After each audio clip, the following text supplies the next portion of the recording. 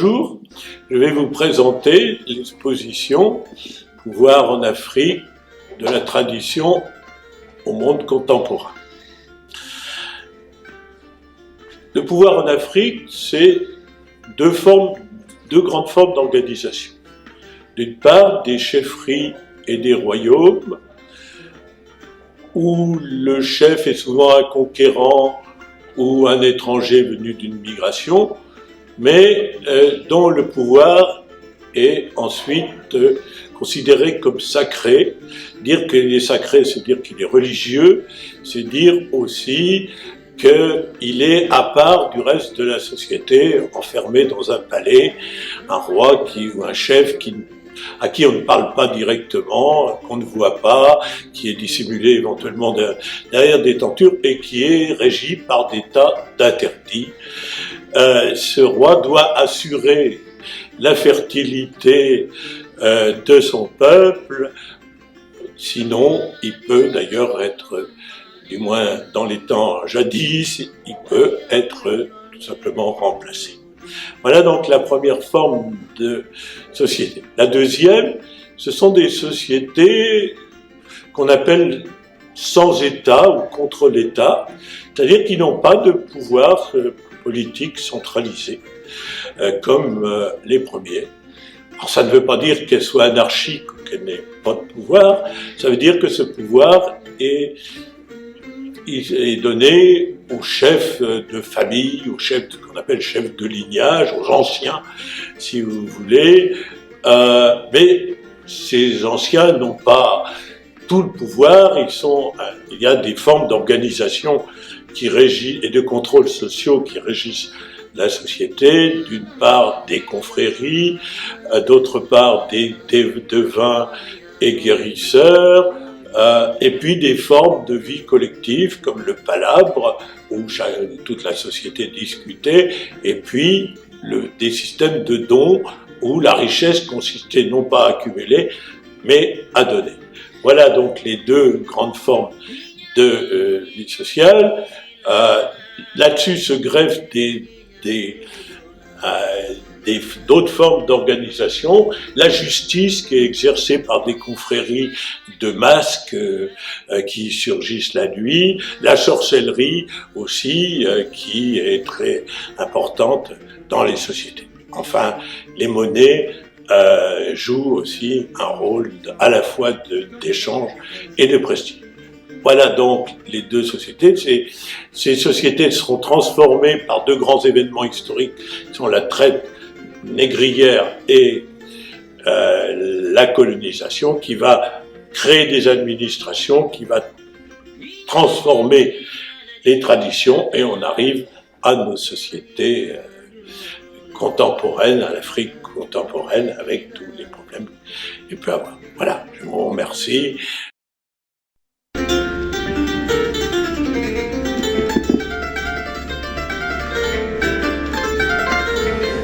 On est au Royaume Kuba, au cœur de l'Afrique centrale, dans l'actuelle République démocratique du Congo.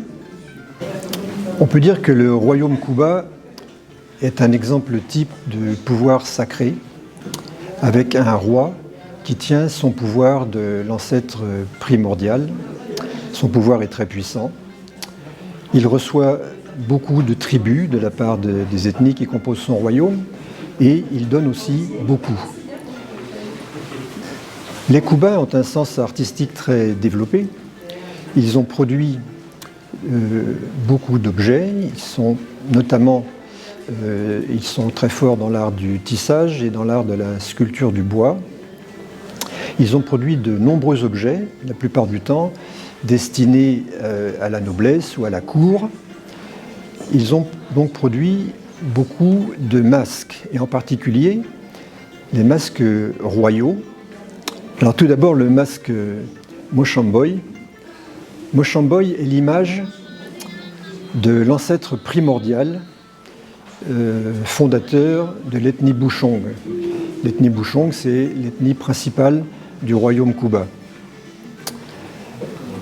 Ce masque est dansé uniquement par le roi en tant que descendant de cet ancêtre primordial. Lui seul a le droit de porter le masque. Wout avait une sœur. Sa sœur était également son épouse. Elle est représentée par le masque Ngadi Amouache. Et de cette union incestueuse est né le peuple Bouchong.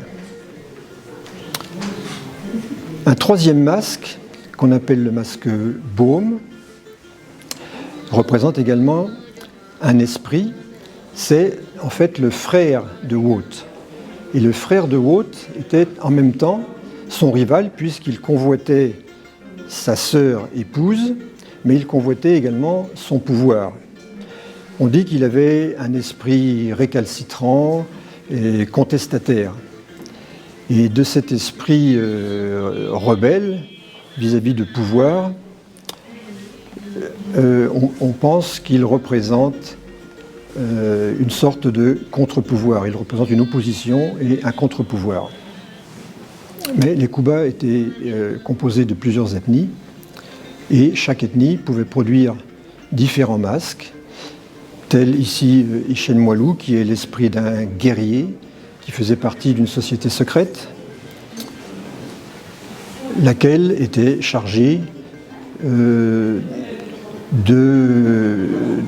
punir les malfaiteurs et de pourchasser les malfaiteurs. Un autre masque de la tribu Bachilélé, qui, malgré ses décorations, n'est pas un masque royal, mais un masque de prestige. Voilà le portrait d'un roi Kuba, qui est presque contemporain, puisqu'il a régné jusqu'en 1969. Et on remarque qu'il porte un costume richement décoré de perles, de kauris, et avec de nombreux insignes de pouvoir. La large ceinture, entièrement brodée de perles et de kauris. On peut apercevoir aussi de chaque côté les tambours royaux. Les tambours royaux sont très importants comme emblème de puissance. Chaque roi, à son intronisation, se faisait fabriquer un tambour qui portait son nom et qui était conservé dans le palais.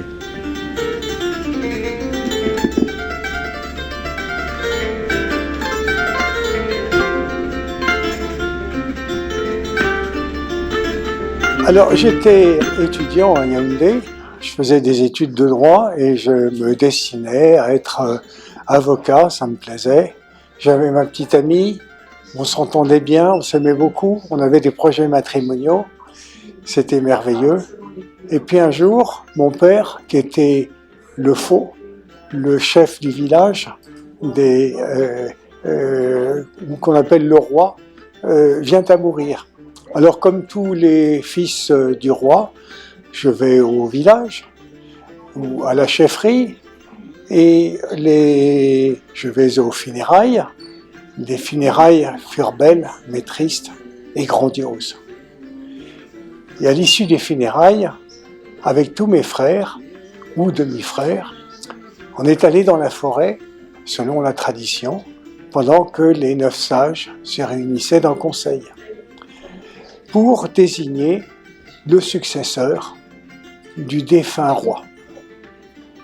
Alors, comme je n'avais pas été très présent dans la chefferie, et que mes frères y étaient beaucoup plus, je ne me faisais pas beaucoup de soucis, j'étais certain que ce serait un de mes autres frères qui serait choisi.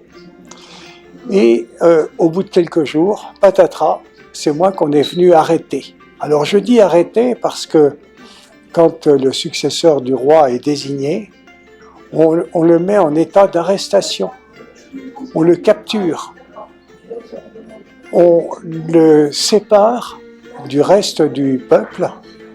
Donc on m'a capturé et on m'a emmené dans la chefferie. Et là a commencé mon initiation.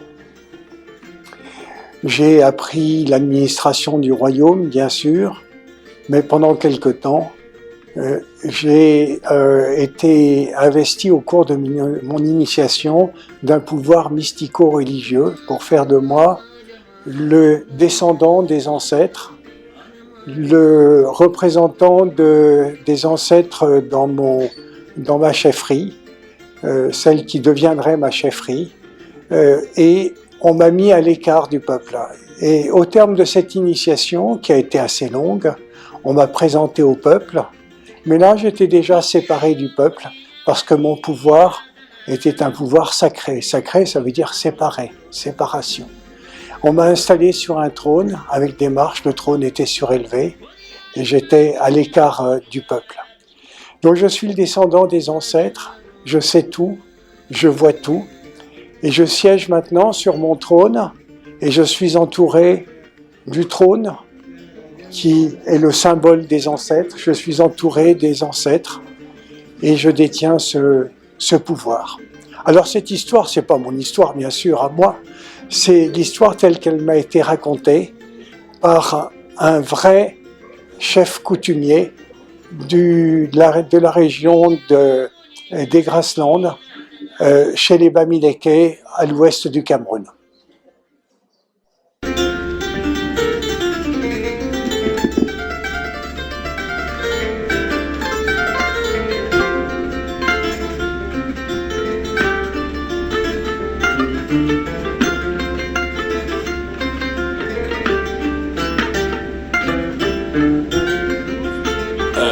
Vous êtes ici devant les objets de contre-sorcellerie de différents peuples.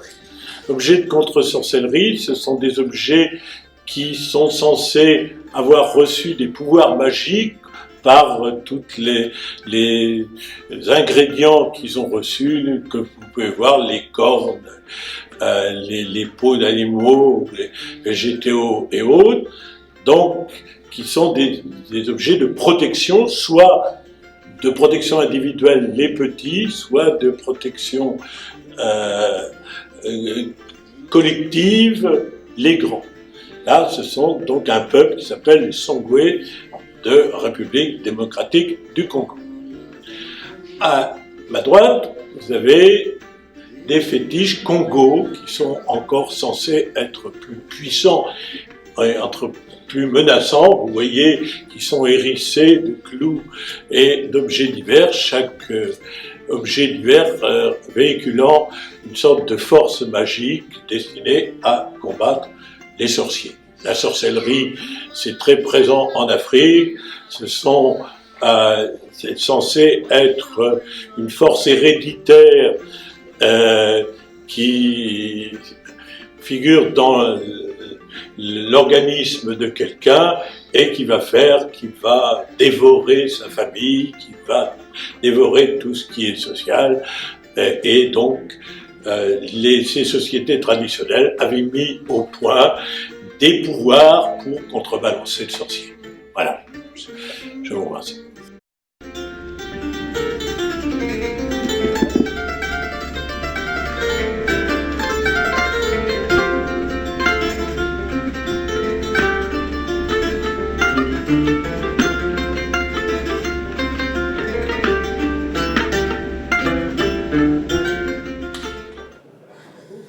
Alors, nous sommes ici avec les Donzo. Les Donzo sont des chasseurs traditionnels du Mali, ils sont groupés en confréries. Alors, au-delà de leur acte de chasse, ils sont surtout connus par la population malienne aujourd'hui comme des tradipraticiens, c'est-à-dire qu'à partir de leur connaissance de la brousse, ils ont appris les secrets des plantes, des fleurs, des écorces, et proposent donc des médications aux gens qui viennent les consulter.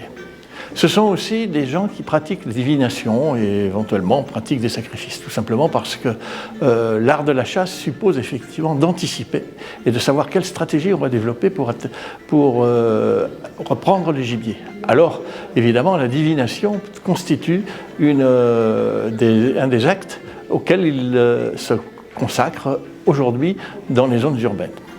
Alors, les Donzo sont aussi à l'origine de à peu près tous les villages du Mali. Ils ont été les fondateurs de tous les villages du Mali. Alors, les confréries sont aussi des cercles de réflexion dans lesquels ils s'interrogent sur le fonctionnement de la société. Les donzos cultivent donc des hautes valeurs morales qui continuent à irriguer la société malienne aujourd'hui. On sait effectivement que les donzos interviennent aujourd'hui dans la difficile situation que connaît le Mali. Ils sont souvent constitués en milices de défense, notamment dans le pays d'Ogon actuellement, pour suppléer à la désertion de l'État malien aujourd'hui. Alors, en fait, ces confréries ont toujours été à l'origine du pouvoir au Mali. On les cite depuis le XIIIe siècle, dans la fameuse charte de Kouroukanfouga, qui précisait un certain nombre de principes politiques et de principes moraux de fonctionnement de la société. La charte de Kouroukanfouga est dite le serment des chasseurs. Elle a été édictée autour des années 1230-1235 et est considérée par les africanistes comme l'une des premières chartes fondamentales des droits de l'homme, antérieurement à la Carta Magna anglaise par exemple. Et c'est cette charte-là à laquelle est fait référence dans toutes les philosophies actuelles autour des donzos.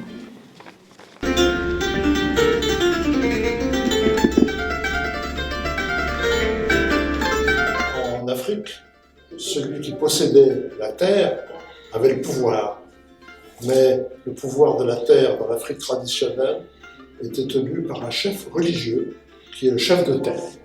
Et ce chef de terre distribuait les terres aux personnes qui en avaient besoin au fur et à mesure, dans le clan, dans le village, et même aux étrangers qui venaient s'installer, il distribuait ces terres gratuitement. Il n'y avait pas donc de propriété foncière. Au moment de la colonisation, les Européens sont arrivés dans des pays où il y avait une démographie relativement peu importante et il n'y avait pas de droit foncier. Donc ils ont pu s'octroyer des concessions en ignorant complètement les chefs de terre. Pour l'exploitation des grands domaines agricoles ainsi créés dans les concessions, il fallait du personnel. Donc on a recouru au salariat forcé, au travail forcé, qui était souvent d'ailleurs une forme de semi-esclavage. Et on les a utilisés, les Africains, pour faire des tranchées de chemin de fer, pour construire les routes. Au moment des indépendances, les nouveaux États se sont calqués sur le système du droit foncier européen. De cette sorte, il y avait en fait une négligence, on négligeait les chefs de terre. Mais ceux-ci ont continué à exister puisque lorsque nous sommes allés au Burkina Faso en 2018, nous avons constaté, par exemple à Bobo-Dioulasso, qu'il existait toujours des chefs de terre, mais ceux-ci ont un pouvoir limité. En cas de conflit, c'est l'État, c'est la loi cadre qui vient arbitrer.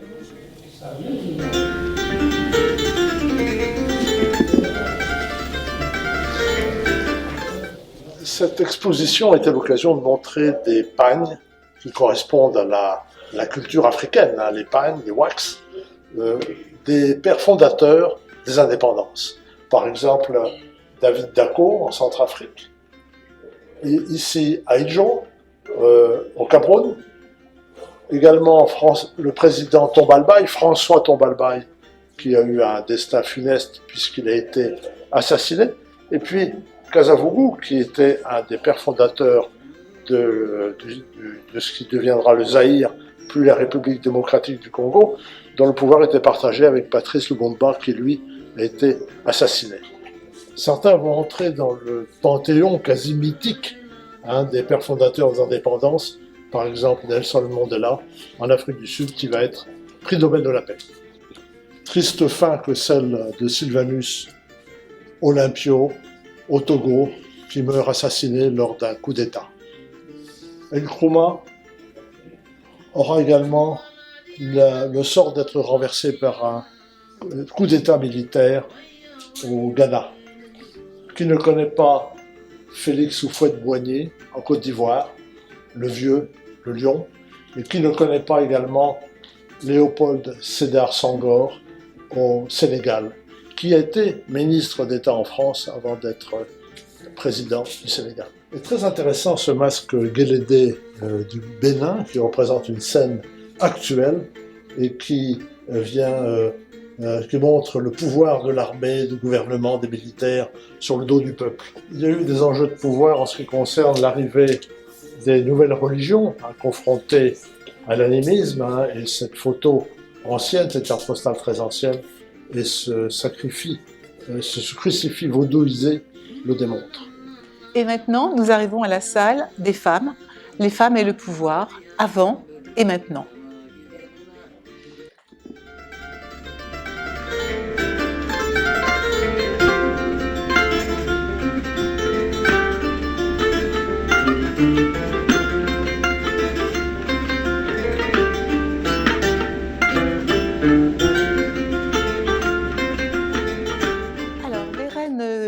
Les femmes puissantes en Afrique, eh bien, nous en avons trouvé, et cette salle propose 12 panneaux.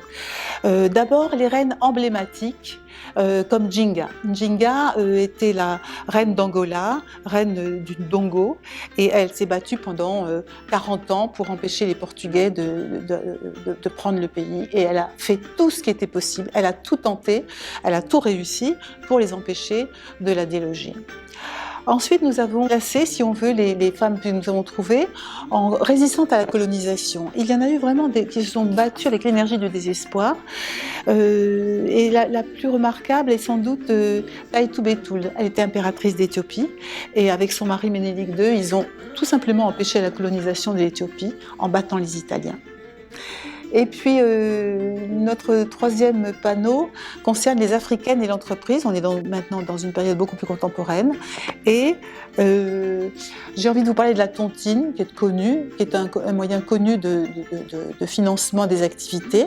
Les femmes se réunissent, elles font une épargne rotative, chacune met une certaine somme d'argent, et puis un tirage au sort l'attribue à une d'entre elles régulièrement.